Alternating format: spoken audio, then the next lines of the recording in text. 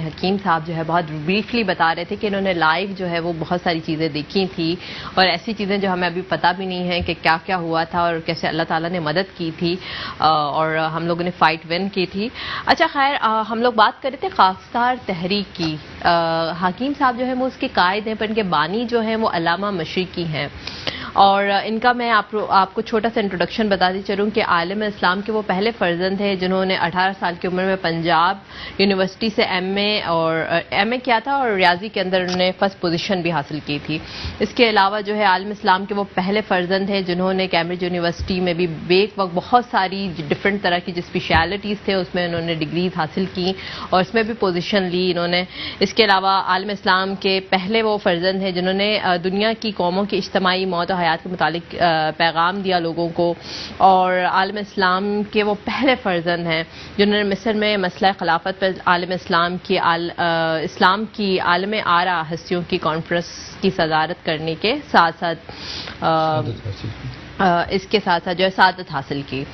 ماشاءاللہ سر, ان کا تو انٹروڈکشن کافی بریف ہے, تھوڑا آپ بھی بتا دیں کہ علامہ صاحب جو ہے وہ بانی ہیں, خاصا تحریک کی بنیاد انہوں نے رکھی, کب انہوں نے بنیاد رکھی, کیسے انہوں نے ان کو خیال آیا, کیسے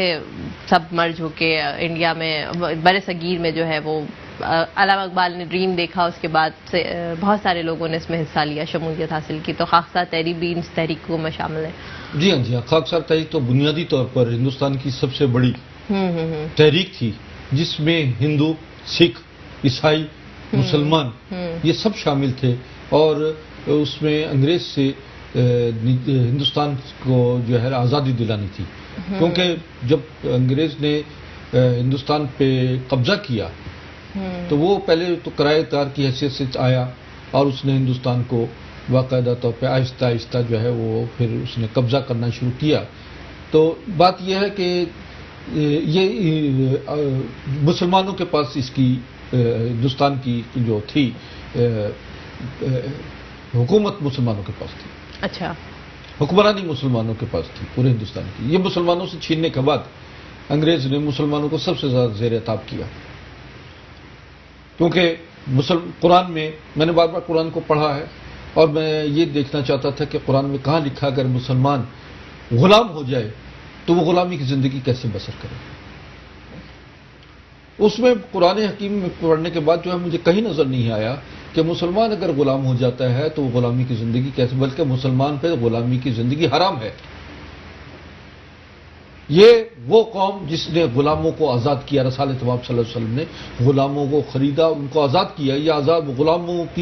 کو ان کی زنجیریں سے توڑ کر ان کو آزادی دلانے والی قوم ہے مسلمان. غلامی نہیں ہے ان کے مذہب میں. تو ہم نے علامہ مشرقی کے اس قول کو دیکھا کہ علامہ صاحب نے جو جدوجہد کی انہوں نے اس غلامی کی زنجیروں کو توڑا اور ہندوستان کو آزادی دی. آپ وہ واحد شخص تھے جنہوں نے یورپ میں اپنی علمیت کے ڈنکے بجا دیے. بیچلر اسکالر, رینگلر اسکالر, ٹرائپوز, آپ نے جو 11 سال کا کورس تھا وہ 1.5 سال 2 سال میں مکمل کر کے آپ نے دکھا دیا, اور وہاں پر آج تک علامہ مشرقی کا کوئی یورپ میں ریکارڈ نہیں توڑ سکا. اسی طرح ریاضی کے حوالے سے جو آپ نے بتایا ایم اے ریاضی میں, تو آپ نے انہوں نے فرسٹ پوزیشن لی تھی, پورے ہندوستان میں فرسٹ پوزیشن تھی. اور ان کے استاد نے کہا, ایس ایم داس گپتا نے کہا کہ آج ہمیں یقین ہو گیا ہے کہ حساب کے معاملے میں مسلمان سب سے آگے. آپ میتھمیٹکس کے ماہر تھے, سائنٹسٹ تھے, آپ نے اپنے دور کی جو عظیم کارنامے سر انجام دیے ہیں اس میں ایک ہے کتاب جو لکھی ہے تذکرہ عربی اور اردو میں آپ نے تحریر فرمائی. ماری بارکات الآرا کتاب ہے جو کہ قرآن حکیم کی تشریح ہے, اور اس پر انگریز نے کہا کہ آپ, یعنی انگریز کا مطلب یہ ہے کہ وہ نوبل پرائز کمیٹی نے کہا کہ آپ اس کا انگلش میں ترجمہ کریں, ہم آپ کو نوبل پرائز دینا چاہتے ہیں. تو انہوں نے کہا کہ میں نے عربی اور اردو میں لکھ دیا ہے. تو اس کمیٹی نے کہا کہ ہم عربی اور اردو کو زبان نہیں مانتے. ہم نے کہا کہ اگر تم عربی اور اردو کو زبان نہیں مانتے تو پھر میں انگریزی کو بھی زبان نہیں مانتا, میں نہیں اس کا انگلش میں ترجمہ کروں گا.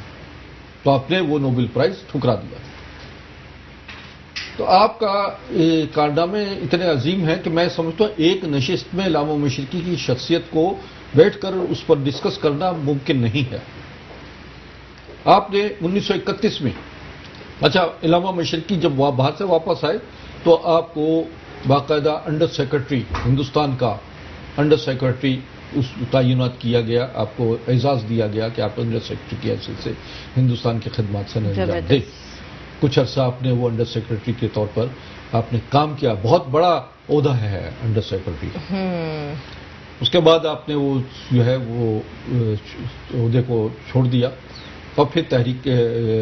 کے سلسلے میں کام شروع کیا، اور اسلامیہ کالج جو ہے پشاور میں آپ پرنسپل رہے.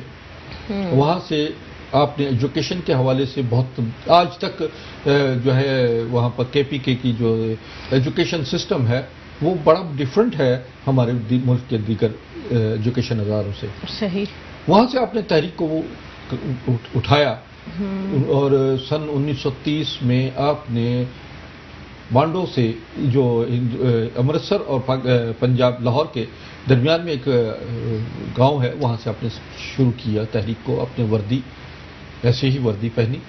اور آپ نے بیلچہ رکھا کیونکہ بیلچہ ایک ویپن کے طور پر. سر کیا بیسک ایسی فیلنگز ان کے اندر آئیں کہ انہوں نے خاص طور تحریک کی بنیاد رکھی؟ کیا یہ سوچ کے کہ انگریزوں نے بہت جبر کیا، بہت مسلمانوں کے اوپر جو ہے وہ ظلم کی انتہا کر دی تھی، یہ سوچ کے کیا، یا کیسے ان کے مائنڈ کے اندر آیا کہ اب جو ہے وہ ہمیں ایک باقاعدہ طور پہ تحریک کا آغاز کرنا چاہیے؟ اس میں کوئی شک نہیں کہ جس قدر ظلم مسلمانوں پہ ہوا ہے، کیونکہ حاکم قوم تھی اور ہندوستان کی حکومت مسلمانوں سے انہوں نے چھینی تھی. انہوں نے سب سے زیادہ مسلمانوں پہ تشدد کیا، مسلمانوں کو دبایا اور انہیں نہتہ کر دیا. اور یہی وجہ تھی، نہتہ کرنے کا مطلب یہ ہے کہ ان سے جو اسلحہ تھا، ہتھیار تھے، وہ سب چھین لیے گئے. اب بات یہ کہ خاکسار تحریک جو ہے وہ قرون اول کے یعنی اس دور کے جو رسالت مآب صلی اللہ علیہ وسلم نے جو عسکری جماعت بنائی تھی، تنظیم بنائی تھی، وہ مجاہد جو پیدا کیے تھے جنہوں نے بعد از اس کے بعد پورے 3 بر اعظموں پہ حکومت کی ہے، وہ ایک نظام تھا، وہ ایک عسکری نظام تھا، ایک فوجی سسٹم تھا جس پر جو ہے وہ عمل کر کے آپ بہت جلدی رسول اللہ صلی اللہ علیہ وسلم نے اپنے 23 سالہ دور میں یعنی 40 سال کی عمر میں آپ نے اعلان نبوت کیا اور بقایا 63 سال تک جو ہے نا یہ 23 سال کے دور میں آپ نے 83 جنگیں لڑی ہیں.